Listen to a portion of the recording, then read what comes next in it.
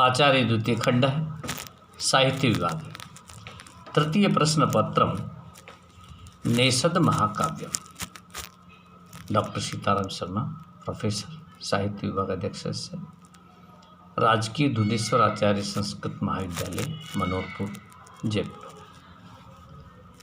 नेषद महाकाव्य श्री हर्षेण प्रणीतः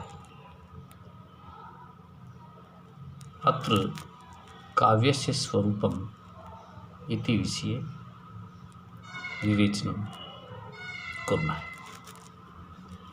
भारतीय समालोचकाः कथयन्ति यत् कवि एव प्रजापतिः इति अलंकारेण विभूषितम्। महावैयाकरण भानुज दीक्षित महोदयेन कवि शब्दस्य व्युत्पत्ति तथा कथं कवते श्लोकान् ग्रथते वर्णयति वा कवि अशाभिप्रायं कवे कर्म काव्यम् यथा शैत्योर्भावं साहित्यं कुंभकारः कुंभं करोति इति अनेनैव कवे कर्म काव्यम्। श्लोकान् ग्रथते वर्णयति वा सैव कवि। वर्णनेन कवि इति कवेर्भावः कर्म वा काव्यम् इति अनेनैव काव्य शरीरस्य रचना शब्दार्थ रूपेण भवति। परस्परं संप्रक्त रूपेण शब्दार्थो काव्य शरीरम शब्दार्थो दंडिनः कथितं शब्दार्थौ सहितौ काव्यम्। अनेनैव कविकुलगुरु कालिदासेन मंगलाचरण रूपेण कथितं कुमार संभवी।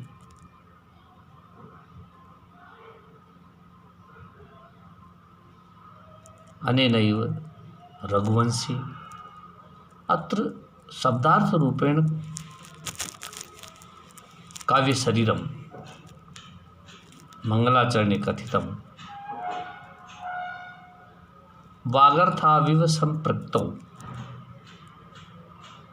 रघुवंशी वागर्थाविव संपृक्तौ वागर्थ प्रतिपत्तये जगतः पितरौ वन्दे पार्वती परमेश्वर। यथा पार्वती शिवश्च संप्रक्त रूपेण अर्धनारीश्वर इति विद्यमाना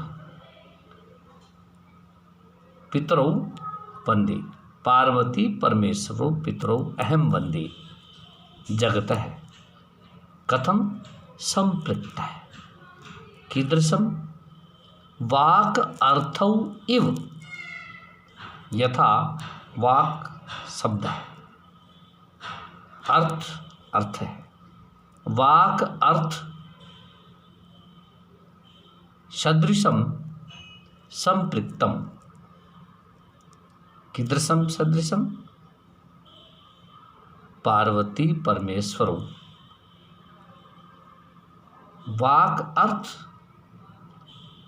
यथा संप्रक्त रूपेण काव्ये वसति अनेनैव मम पितरौ जगतः पितरौ पार्वती परमेश्वरौ वसति अहम वन्दे। अनेन प्रकारेण शब्दस्य अर्थस्य च परस्परं संपृक्त रूपेण संबंध है। अभेदो तदा शब्द अर्थ द्वयो स्वरूपयो एव काव्यम परस्परम अन्योन्याश्रित रूपेण। इत्थम काव्य लक्षण संबंधी मतैक्यम वर्तते। सर्वे आचार्या एक मत रूपेण नैव, अतः विभेदः वर्तते। कस्मिन् विषये? काव्यस्य स्वरूप विषये। अतः भिन्न भिन्न मतानां स्वीकरणेन तेषां भिन्न भिन्न स्वरूपं प्रचलति। कश्चित् कवि अलङ्कारं काव्यस्य आत्मा इति कथयति, कश्चित् रीतिरात्मा काव्यस्य यथा वामनः स्वीकरोति। केचन कथयन्ति ध्वनि एव काव्यस्य आत्मा, ध्वनि बुधैर्कथितः। अनेनैव वक्रोक्ति काव्यस्य आत्मा, केचन कुन्तकादयः कथयन्ति। औचित्यं रस एव काव्यस्य आत्मा, अलंकार एव काव्यस्य आत्मा। अनेन प्रकारेण भिन्न भिन्न आचार्याः स्वस्वमतं प्रस्तुवन्ति। अनेनैव काव्यस्वरूप विभेदेन काव्यस्य स्वरूप मतमतान्तरेण षट् संप्रदायानां प्रादुर्भावः अभवत्। कथं? काव्यस्य आत्मा क इति विषये इति विषयम् अवलम्बनेन इति विषयम् आधारीकृत्य मताभेदेन न तु अभेदेन भेदवशात् षट् संप्रदायाः उक्ताः। प्रथमो अलंकार संप्रदाय, यत्र अलंकाराणां महत्त्वं वर्तते। दण्डी भामह इत्यादयः आचार्याः। अनेनैव रस संप्रदाय, द्वितीय संप्रदाय रस। तृतीय है रीति संप्रदाय। चतुर्थ संप्रदाय है ध्वनि, ध्वनि संप्रदाय। पंचमो वक्रोक्ति संप्रदाय। अनेनैव औचित्य संप्रदायो हन्ति। अत्र विभिन्न संप्रदायानां संक्षेपरूपेण अत्र परिचयः दीयते। यथा प्रथमो अलंकार संप्रदाय। अस्य संप्रदायस्य जनकः आचार्य भामह मन्यते।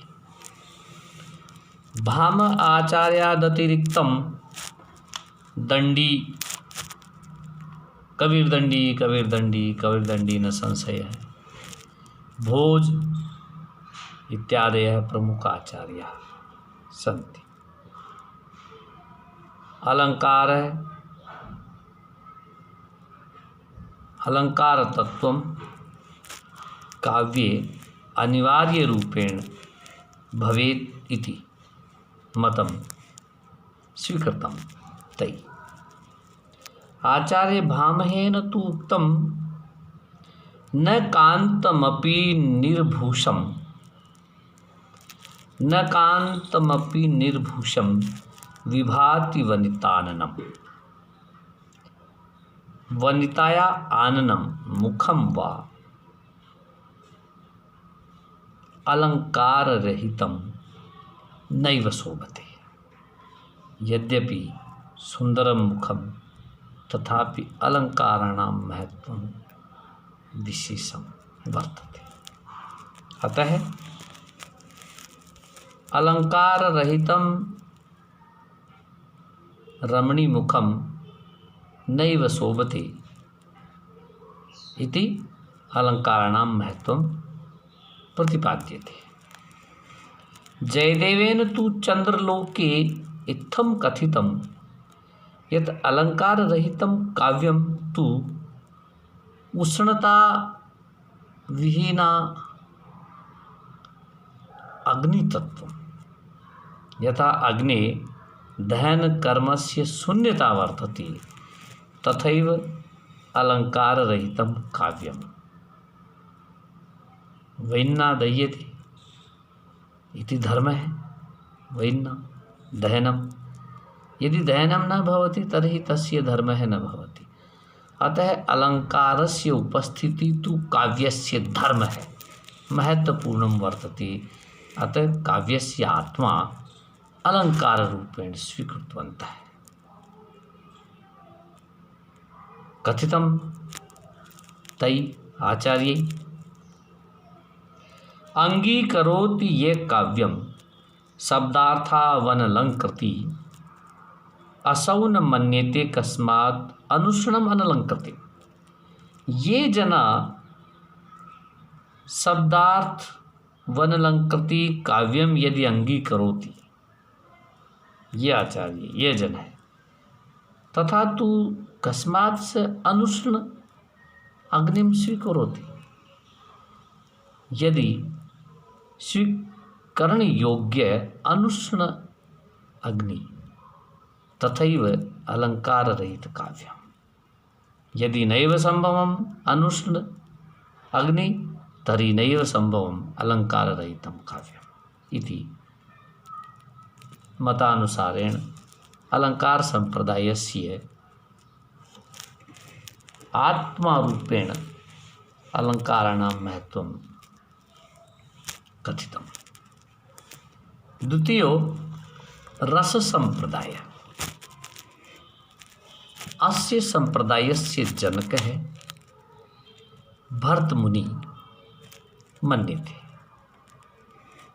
भर्तमुने कथनम् अस्ति यत् न हि रसाद रीते कश्चित् अर्थः प्रवर्तते। रसाद रीते रसं विना कश्चित् अर्थस्य प्रवर्तनं नैव संभवम्। अतएव रस एव काव्यस्य आत्मा। रसं विना काव्यस्य स्वरूपं नैव संभवम्। रसस्य अस्तित्वं यद्यपि सर्वे आचार्याः स्वीकुर्वन्ति, तथापि कविराज विश्वनाथेन तु कथितं वाक्यं रसात्मकं काव्यम्। रसात्मकं वाक्यम एव काव्यम्। यदि वाक्यं रसात्मकं न भवति तर्हि काव्यस्य संभावना न स्यात्। अतः कीदृशं काव्यं भवति? रसात्मकं वाक्यम् एव केवलम् इति उक्त्वा काव्ये रसस्य महत्वं स्पष्टम् उद्घोषितं तेन विश्वनाथेन। अनेनैव आचार्य मम्मटेनपि ध्वनिकारेण ध्वनिरूपेण काव्यस्य आत्मा इति उच्यते। तृतीयः रीति संप्रदायः। आचार्य वामनेन रीते काव्यस्य आत्मा रूपेण स्वीकृतः। तेन कथितं रीतिरात्मा काव्यस्य। रीति इति पदस्य अभिप्रायं विशिष्ट पद रचना एव रीति इत्युक्तम्। विशिष्ट रचना पदानां भवति सैव रीति संघटना व्यवस्थित क्रमः। पदानां व्यवस्थित क्रमः एव रीति सा विशिष्ट पदरचना एव रीति सैव आत्मा काव्यस्य इति वामनेन प्रतिपादितम्। अनेनैव अग्रे ध्वनिसम्प्रदायस्य प्रवर्तकः आचार्य आनन्दवर्धनः मन्यते। तेन लिखितं ध्वन्यालोके, ध्वनिसम्प्रदायस्य प्रसिद्धग्रन्थः ध्वन्यालोकः वर्तते। तत्र प्राप्यते काव्यस्य लक्षणं स्वरूपं वा काव्यस्य आत्मा ध्वनि इति बुधैर कथित है। यह समामनात् पूर्व है। आदिकालात् पूर्वमेव आचार्याः स्वीकुर्वन्ति बुधैः स्वीकृतः ध्वनि एव काव्यस्य आत्मा। ध्वने परिभाषा विषये तेनोक्तम् यत्र अभिधाया अर्थः व्यंजना अर्थेन निगूयते तत्र अभिधाया अर्थ है निम्न है, न चमत्कारपूर्ण है। तथापि व्यंजनाया अर्थ है चमत्कृतः भवति यदा वाच्यार्थात् व्यंग्यार्थ है, श्रेष्ठ है, उत्तम है, तर्हि ध्वनि इति उच्यते। कथितं तेन यत्र अर्थ है शब्दो वा,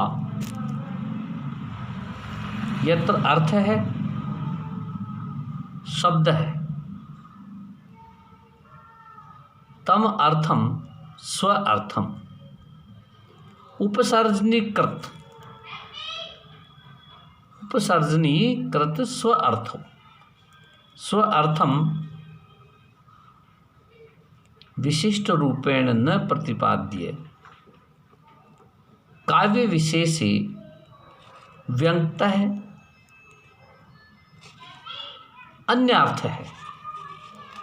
यह अर्थ है चमत्कार रूपेण प्रतिपाद्यते, सैव अर्थ है सूरि भी विद्वद भी कथित है ध्वनि इति। यत्रार्थ शब्दो वा तमर्थम उपसर्जीकृत स्वार्थौ व्यंग्यतः काव्य विशेष है स्वध्वनि इति सूरि भी कथित है। कहा गया है कि जहाँ शब्द अपने आप को या अपने अर्थ को, या तो अपने अर्थ को या स्वयं अपने आप को जहाँ उपसर्जनीकृत कर देते हैं, जहाँ अपने आप को हीन समझकर, सहायक समझकर, गौण मानकर स्वयं के द्वारा किसी विशेष अर्थ को प्रतिपादित करते हैं, तो वह विशेष अर्थ जो उनके द्वारा प्रतिपादित किया गया है, वह विशेष अर्थ ही ध्वनि के रूप में आचार्य के द्वारा प्रतिपादित किया गया है। स ध्वनि इति सूरि भी कथित है।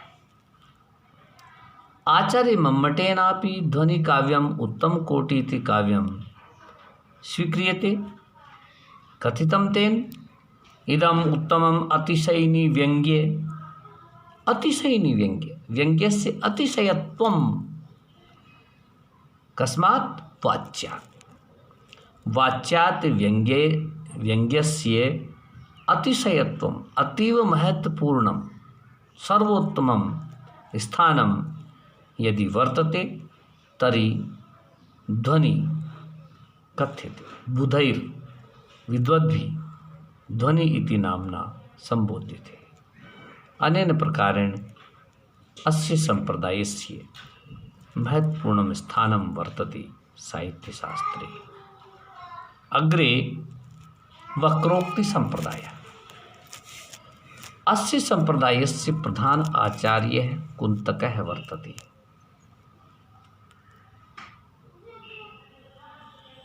कवि कथयति स्वपरिभाषायां वक्रोक्ति व्यापार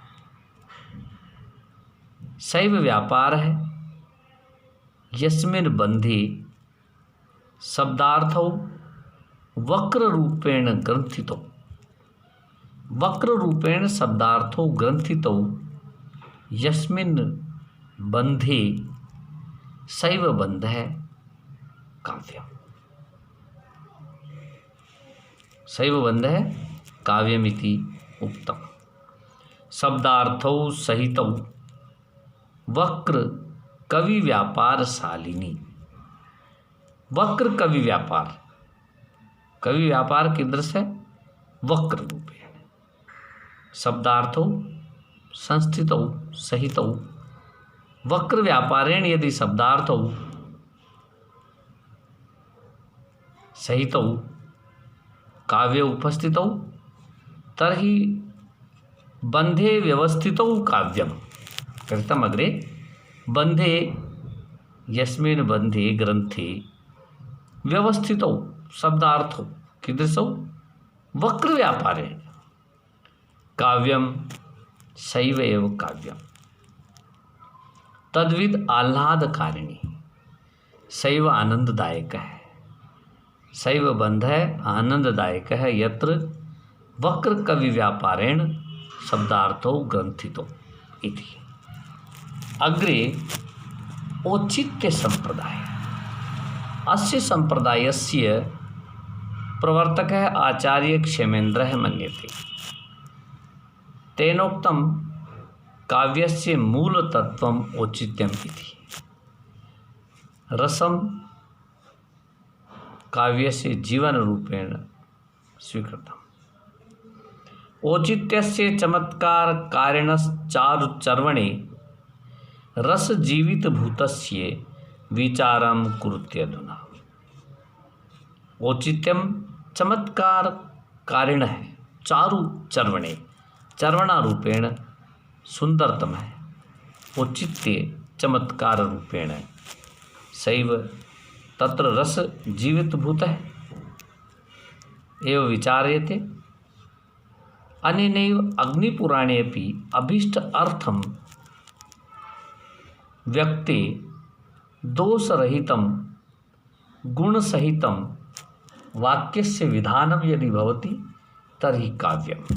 अग्निपुराणे कथितं संक्षेपात् वाक्यमिष्टार्थ व्यवच्छिन्ना पदावली काव्यं स्फुरदलङ्कारं गुणवत् दोषवर्जितम् इति उक्तम्। आचार्य मम्मटेन तं शब्दार्थं काव्यं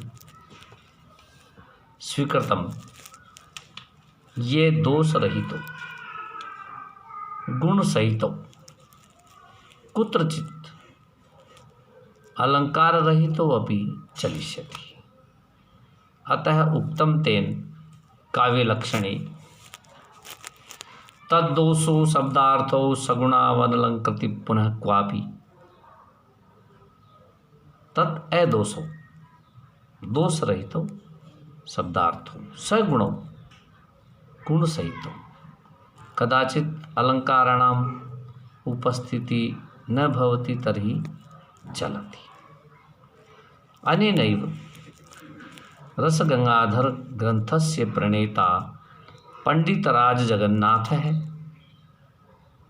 कथयति प्रतिपादयति रमणीय अर्थस्य प्रतिपादकः शब्दः अत्र न शब्दार्थो केवलं रमणीय अर्थस्य प्रतिपादकः शब्दः एव काव्यम्।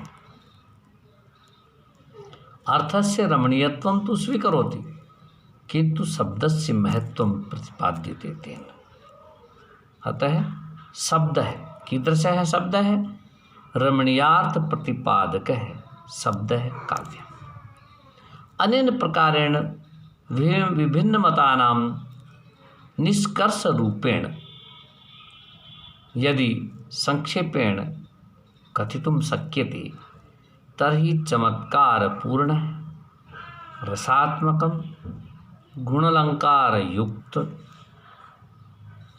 गुणालंकारयुक्तं निर्दोषवाक्यम् एव काव्यम् इति संक्षेपेण सारांशरूपेण कथ्यते।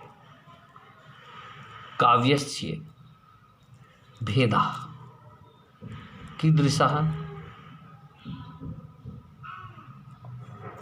काव्यस्य प्रकारं कथम्?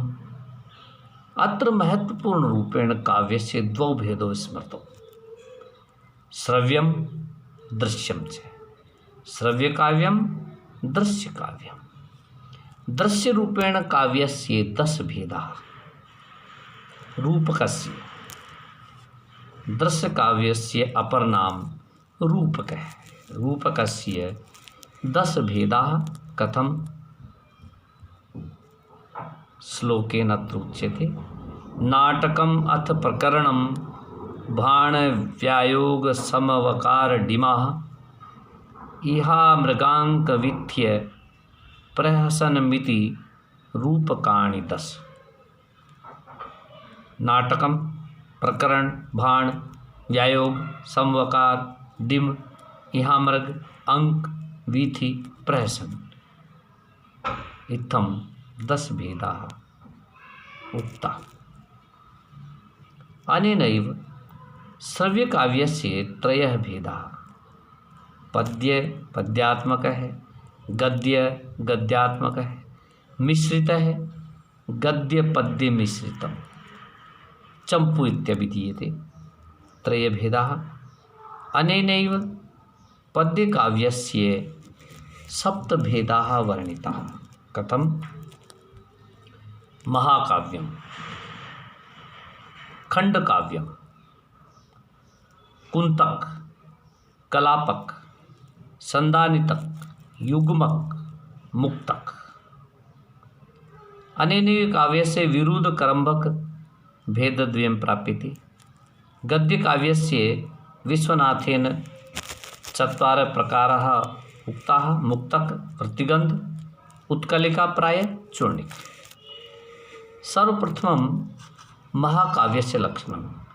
यद्यपि नेषद काव्यमपि महाकाव्यम्। अतः महाकाव्ये शास्त्रीय नियमानुसारं महाकाव्यस्य सर्गबन्ध स्वरूपः वर्तते।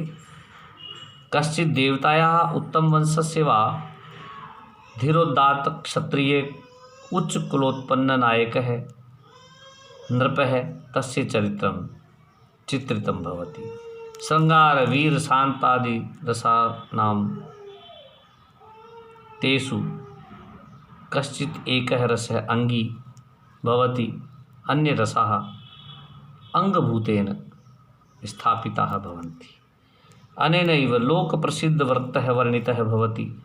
धर्मार्थ काम मोक्ष पुरुषार्थ चतुष्टयस्य वर्णनं निरूप्यते। परम फल रूपेण सर्वतोभद्र कश्चित् एकस्यैव उपनिबंधनं युक्तियुक्तः मन्यते। तत्र ग्रंथ प्रारंभे नमस्कारात्मकं वस्तु निर्देशात्मकं आशीर्वादात्मकं मंगलाचरणस्य विधानं भवति। अनेनैव कुत्रचित् खलनिन्दा सज्जनानां प्रशंसा कश्चित् सर्गे एकस्य छन्दस्य रचना प्राप्यते। सर्गान्ते छन्दस्य परिवर्तनं भवति। यतो हि न्यूनतमः 8 सर्गाः भवन्ति। नाधिक दीर्घाः नाधिक लघु भवन्ति। अनेनैव भिन्नभिन्नछन्दानां प्रयोगं भवति एकस्मिन्नेव सर्गेऽपि। तथापि अन्तिमे सर्गस्य वृत्तान्ते अग्रवृत्तान्तस्य सूचना प्रदीयते। सांगोपांगवर्णनं प्राप्यते। संध्या सूर्ये चंद्रमा रात्रि प्रदोष अंधकार दिवस प्रातःकाल मध्याह्न मृगया पर्वत ऋतु वन सागर संयोग वियोग मुनि स्वर्ग नगर यज्ञ संग्राम यात्रा विवाह मंत्र पुत्र जन्मादीनां वर्णनं भवति। श्लोक माध्यमेन आचार्य विश्वनाथेन साहित्य दर्पणे कथितम्। सर्गबन्धो महाकाव्यं तत्रैको नायकः सुरः सद्वंशः क्षत्रियो अपि क्षीरोदात्त गुणान्वितः एकवंश भवा भूपा कुलजा बहवोऽपि वा अंगानि सर्वेऽपि रसाः सर्वे नाटकसन्धयः इतिहासोद्भवं वृत्तम् अन्यद्वा सज्जनाश्रयं चत्वारस्तस्य वर्गाः स्युतेषु एकं च फलं भवेत् आदौ नमस्क्रियाशीर्वा वस्तु निर्देश एव वा क्वचित् निन्दाखलादीनां सतां च गुणकीर्तनम् एकवृत्तमयै पद्ये अवसाने अन्यवर्तकै नाति स्वल्पा नाति दीर्घा सर्गा अष्टाधिका इह नानावर्तस्य क्वापि सर्गः कश्चन दृश्यते सर्गान्तभावी सर्गस्य कथया सूचनं भवेत् संध्या सूर्येन्दुरजनी प्रदोषध्वान्तवासराः प्रातमध्याह्नमृगया शैलतुर्वनसागराः संभोगविप्रलम्भौ मुनिस्वर्गपुराध्वराः रणप्रयाणोपयं मन्त्रपुत्रोदयादयः वर्णनीया यथा योग्यं सांगोपांगा अमी इह कवेर्वृत्तस्य वा नाम्ना नायकस्य तरस्य वा नाम्ना सर्गोपादेय कथया सर्गनामतु। इत्थम एतेषां लक्षणानां समन्वितरूपेण एते महाकाव्यानां नामानि गण्यन्ते। रघुवंश महाकाव्यं किरातार्जुनीयं महाकाव्यं शिशुपालवधं नैषधीयचरित्रं यस्मिन् विषये वयं चर्चां कुर्मः। एते महाकाव्यानां प्रमुखाः काव्यानि प्रमुखानि सन्ति इति अलम्।